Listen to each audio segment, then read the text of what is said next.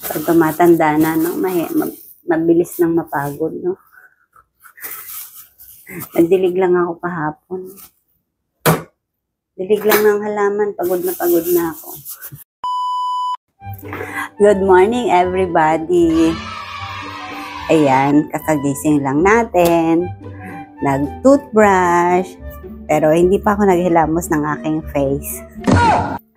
Kasi bagong gising, mapapas mo agad-agad ang ating kagandahang mata-mata. Pakita ko lang sa inyo yung aking ginagawa dito tuwing umaga. Pero tapos na pala ako mag-fix ng aming bed. Ayan, ngayon ay nasa Pilipinas si Mr. Hachiya kasi dumalaw doon sa kanyang namayapang company president. Kaya ako lang dito. Ako lang mag-isa. Pakita ko sa inyo yung everyday routine ko dito na yung sa patay nilalagyan lagi ng apple, ng rice and tubig. Ganun ang gawa. Huwag nyo nang intindihin yung walang bra dyan, ha?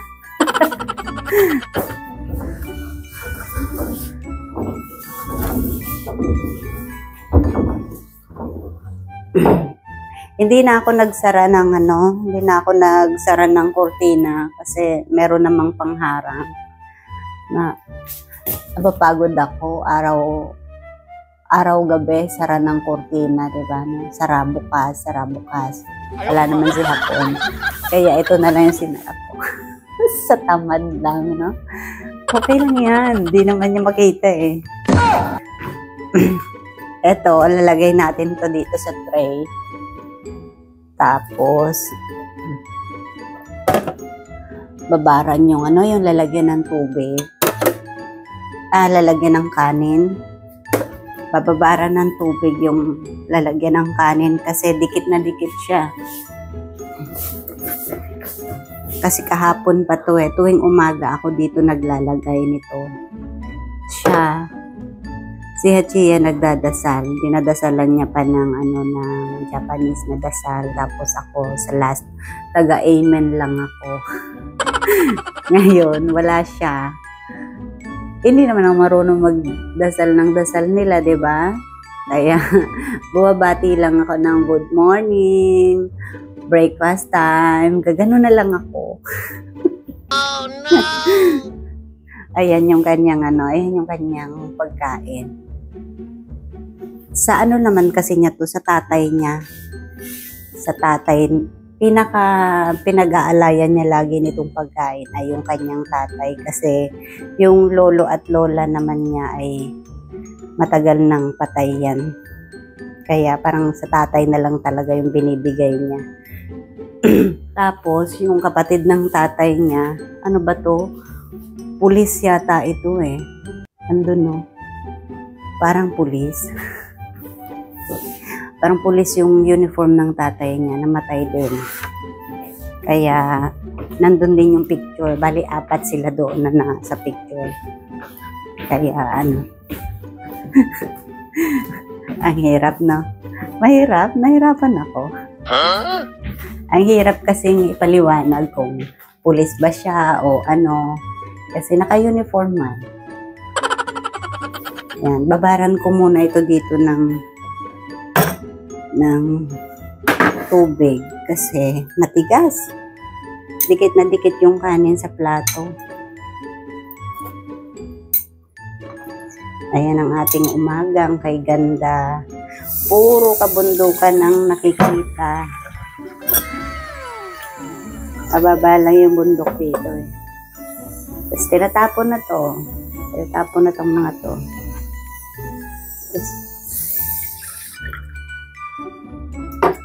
Ganun lang ang aking routine sa umaga. Bago kami kakain, unahin muna yun pakainin.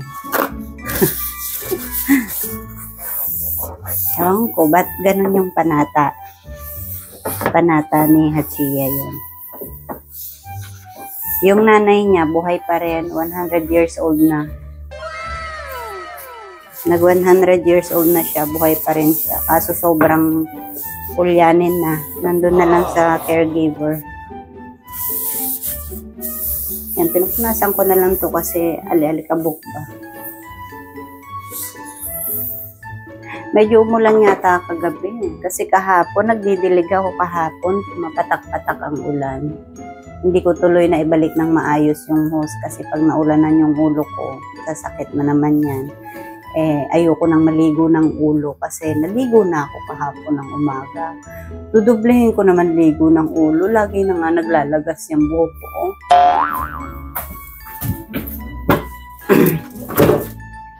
Maghiwa-hiwa tayo ng apple habang pinalalambot ko yung habang pinalalambot yung kanin. Ito, yung isang apple kasi hinahati lang. Ay, hirap ng trabaho ko, no? Ayaw, di ma. Yan na yung trabaho. Ito yung pinaka-obligasyon ko pag wala siya.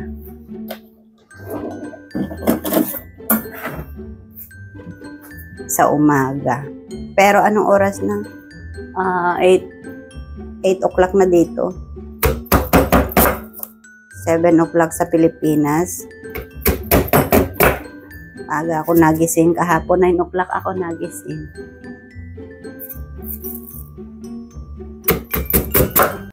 Basta lang siya. Napapansin ko lang kay Hachiya bago kami kakain. Ito muna sila ang papunahin. Kita ko lang sa kanya. Kahit pa nakaluto na siya dito, hindi muna siya magsasandok ng pagkain at ito muna uunahin niya.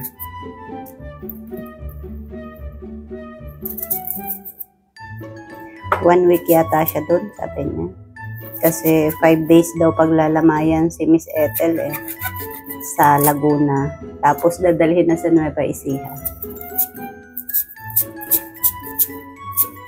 Ito yung lagi niyang obligasyon dito. Parang may siya, yung parang pag hindi pa 10 years yung yung patay, parang gano'n siya hindi natin maintindihan yung kanilang religion na Buddhist. Maki-ride on na lang tayo, 'di ba? Respeto na lang. Kahit pa sabihin mong hindi tayo marunong magdasal ng dasal nila, gawin na lang natin yung tradisyon sa patay. Yun, minsan nga naalala ko yung tatay ko kasi hindi ko siya madalaw-dalaw sa sementeryo. Baka parang kadamay-damay na lang din siya dito sa ginagawa kong ito kasi man siya. Tatay din naman siya ba? Sali na lang siya dito sa aking araw-araw na routine.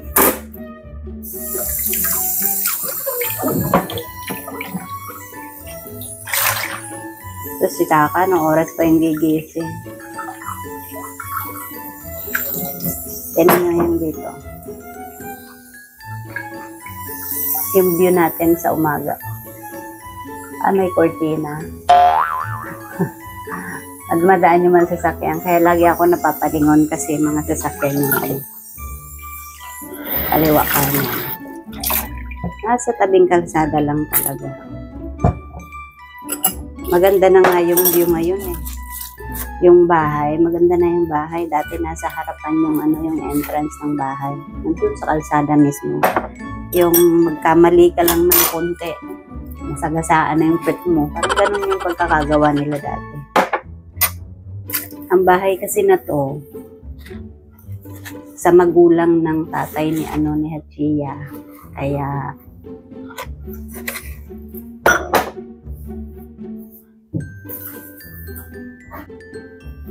siya.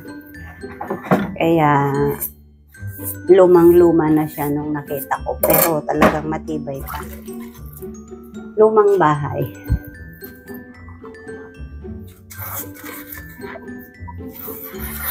Dito sila mga nakatira noon. Wala pa daw. Wala pa daw to. Puro taniman daw ito noon. Ngayon, puro bahay na.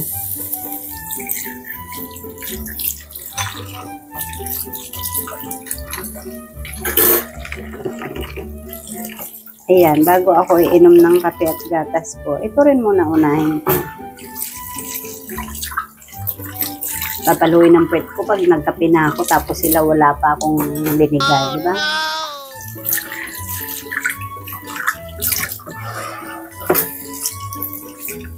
Dire-diretso yung tulog ko. Ang sarap sa pakiramdam pag dire-diretso ang tulog.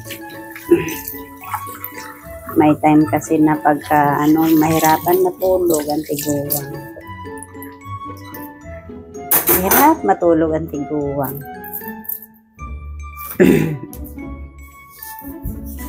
Wala pang 9 o'clock sa Pilipinas. Kagabi ako tulog na talaga.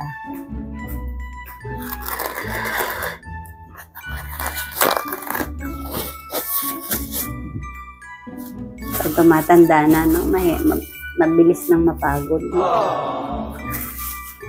Nagdilig lang ako kahapon. Dilig lang ng halaman, pagod na ako. Huh? Haba kasi nung hose na yun.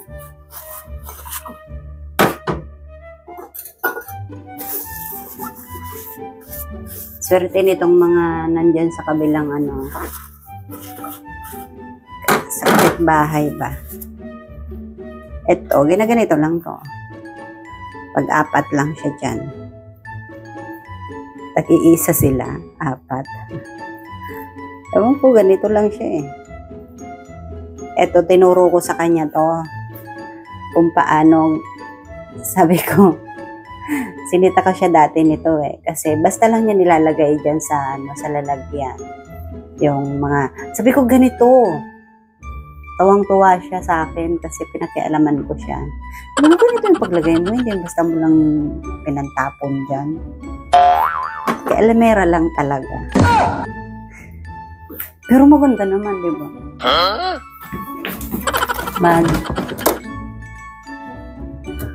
Microwave tayo ng kanin.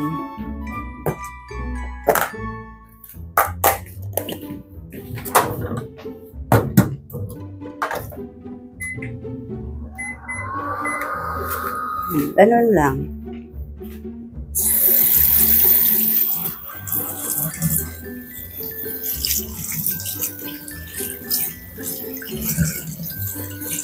Tapos, pasilip-silip lang dun sa labas. Patingin-tingin lang sa labas. Hindi pa naman ako umaabot dun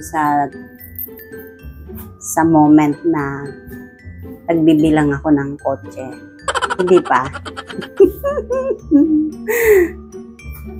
Patay tayo dyan. Pag ako nagbibilang na ng kotse dito, paano nalaman ang mga buhay natin yan? Nagbilang ng kotse. Wala pang ligo, no? Grabe. Oh, no! Ay, buhay. Okay na, at least dito tahimik. Diba? Alam mo naman tayo, pagka mga nagkakaedad na, gusto natin ay tahimik na lang na buhay, diba?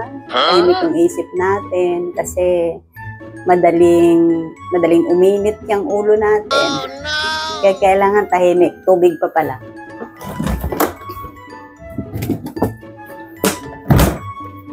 Makalimutan natin ang tubig.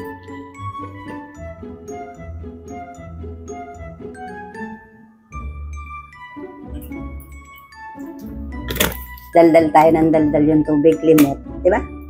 Kahapon nakalimutan ko yan. Balik ako dito.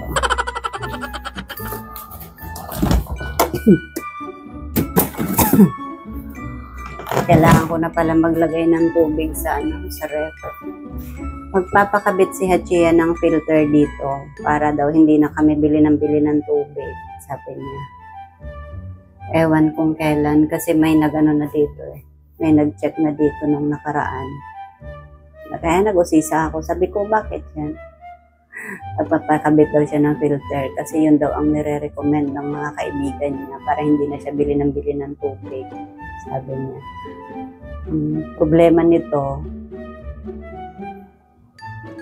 si Taka, no? Bahala sila. Oh, no!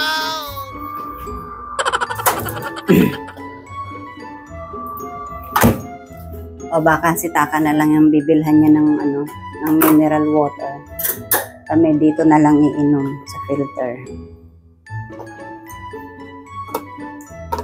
Si Taka kasi mula nung baby pa, maselan talaga yung tiyan niya. Kaya ganyan lang siya. Dalhin na natin ito doon. Huwag sanang matumba. Pakadaldal. Daldal. Natumba na yung daladala. Ayan, ganyan lang yan siya. Yes!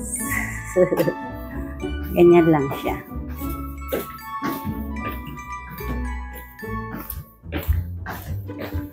Magaan lang naman. Tapos babalik natin ito doon. Yeah. Nag-against the light na ba? Mamaya pakita ko sa inyo paano ano itsura niya dito. Yung tubig. Dito yung kanin. Dito yung apple. Tapos ito, balik na dito. Yeah.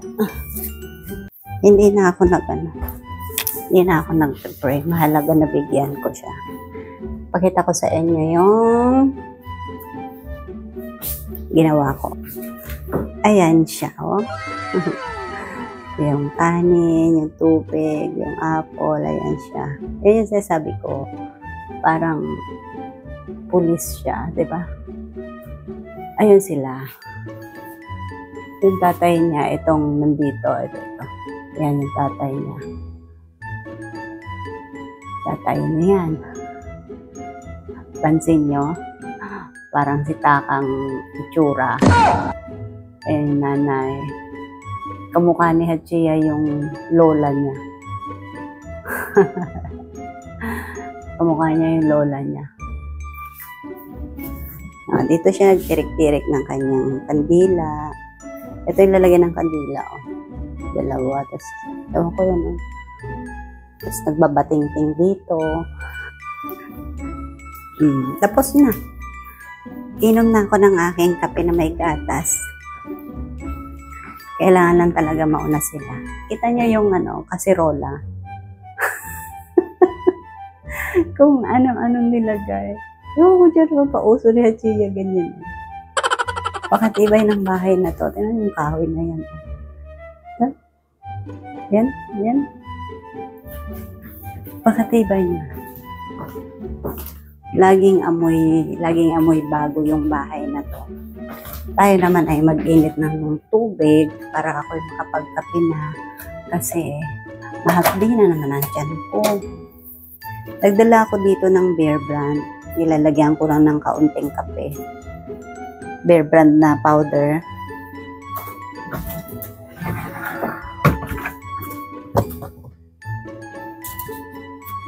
Bawal sa akin ang kape. Matigas lang talaga ulo ko.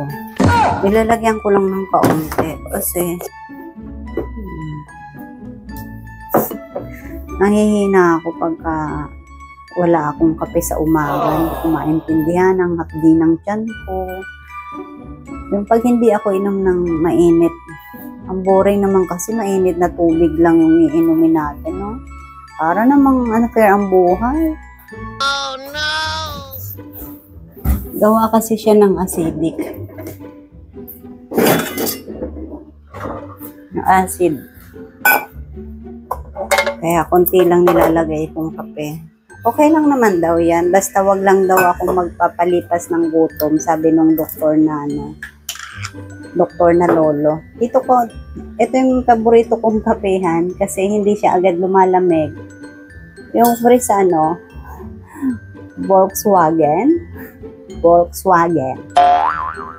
Free siya doon. Gusto ko to, lalo na pagka winter dito, talagang ito yung ginagamit ko. Kasi pagka yung tasa, malamig agad. Yung tasa lang na normal. Ayan, kunti lang lalagay kong kape. Hindi nyo sure kung kunti lang talaga yun, hindi nyo nakita. Hindi, kunti lang po, para lang. Yung Bear Brand adult lang na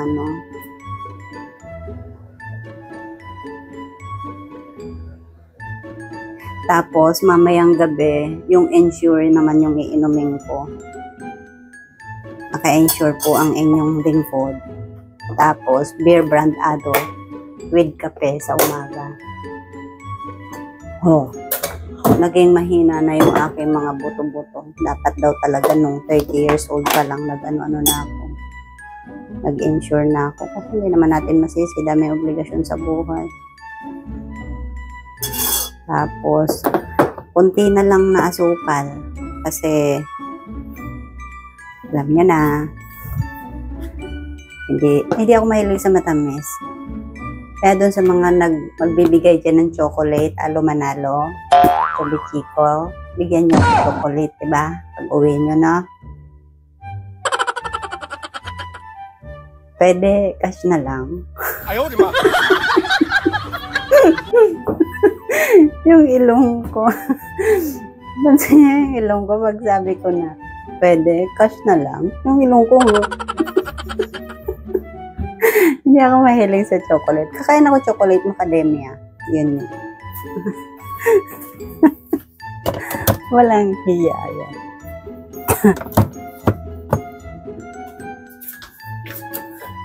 Ito yung storage. Storage. Tawag dito, storage room yan. Ang daming kuling-kuling. Dami kang kalat. Inuuna ko, pag wala si Hachia, inuuna ko muna dito uminom ng ganito. May na ako kakain. Kasi, nagkakape ako dito, nagmuni-muni doon sa view dyan sa labas, sa kalsada. Muni-muni lang. Bilang-bilang ng sasakyan. Oh, no!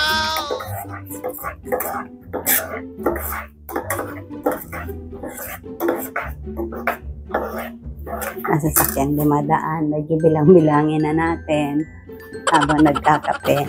Kaso may cortina, tinan natin. O, ayan, di ba? Yan ang aking view. Ayan, kalsada. O, di ba? Kita niyo yung mga sasakyan dumadaan. Dumadaan sa kalsada. Yan ang aking buhay tuwing umaga. May harang kasi nakaharang kasi yung wall. Kaya hindi nyo masyado makita. Magbilang kayo ng sasakyan dyan. Habang ako dito ay nagkakape-kape.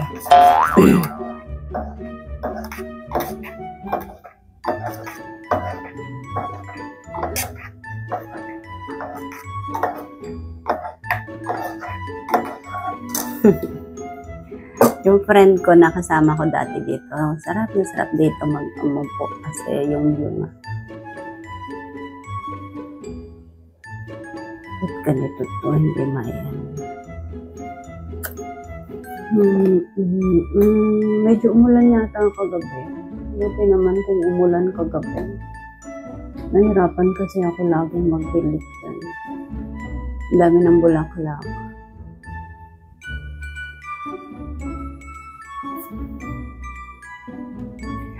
At nakita niyo na yung aking routine sa umaga, di ba?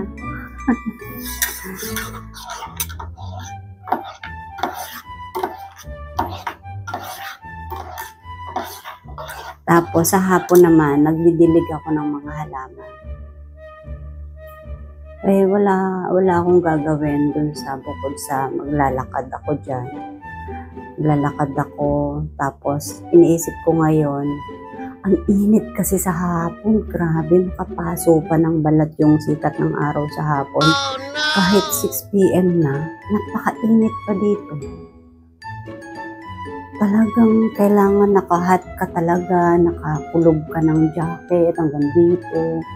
Kasi talagang ang sakit sa mata, ang sakit sa mukha nung sikat ng araw. Kaya 6:30, saka ako nag-i-start dyan magdilig. Tapos 30 minutes na lang sa gabi, Hindi naman, maingat naman din yung mga sasakyan dito. Kailangan lang kasi talaga nakikita mo yung sasakyan sa paglalakad mo. Lalakad ako. Kailangan kong maglakad na ulit sa gabi para masarap lagi ang tulog ko. Kasi pagka hindi ako naglakad, may time na nahihirapan akong matulog. Kaya umaga-gabi na yung gagawin kong lakad dito. Tsaka bawas sa kanin talaga ako.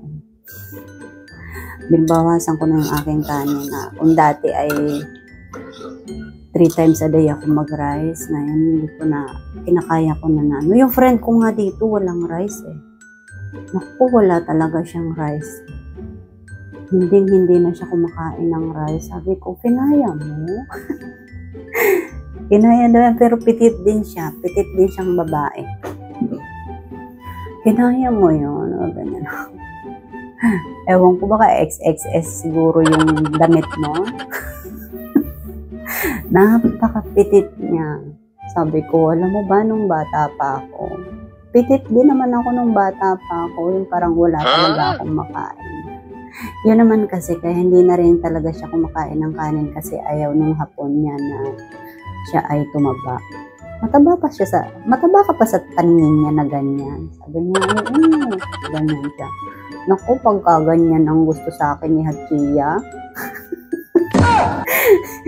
yung hindi na ako pakakainin kasi kailangan pitit lang ako. Ano kaya itsura, no? Hindi kami magtatagal ng 1 taon pag ako'y lagi niyang pinakialaman sa pagkain na huwag kang kumain, ha? Kasi kailangan sexy ka lang. Alam nyo na. Kaso si Hachi hindi siya ganun. Si Hachiya kasi lamon kung lamon kasi talaga yan siya. Ganun siya sa pagkain. Kailangan si Taka yung namin dito. Si Taka yung maarte sa katawan. Sabi niya, ayoko nang may tiyan, gaya nyo. Ganyan siya talaga sa amin. Ayaw niya nang may tiyan. Sarap sikmuraan, di ba? Dadramahan ko na, you hurt my feelings. Naiirita sa akin pag gumaganon ako, you hurt my feelings. Sorry naman dati, sensitive. Yan, bilang-bilang tayo ng sasakyan. Hindi ko na mabilang. Pagka ganitong oras kasi, mga nagmamadali talaga sila. Kasi papasok sa trabaho, mamadali. Galing, grabe dito. Kaya mo dito na pag sinabi mong 20 minutes ka doon sa pupuntahan mo, talagang 20 minutes kasi mabibilis mag-drive dito.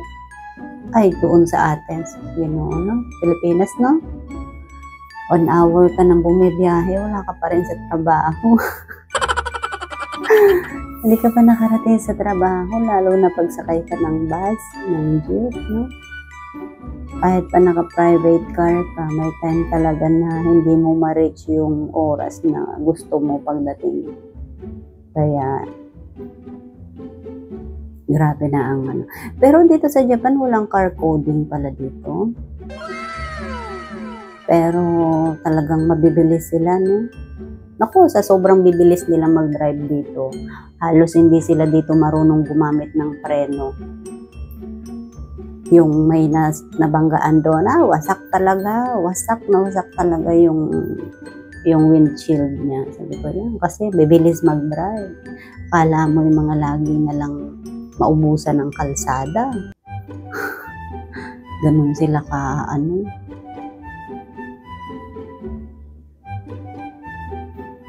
Tapos, halos ayaw nila dito mag-giveaway.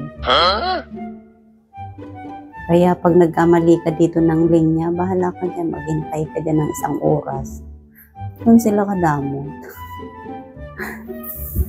Ito na, daldal ako ng daldal umagang-umaga. Ang dami kong daldal dito ngayong umaga sa vlog kong ito.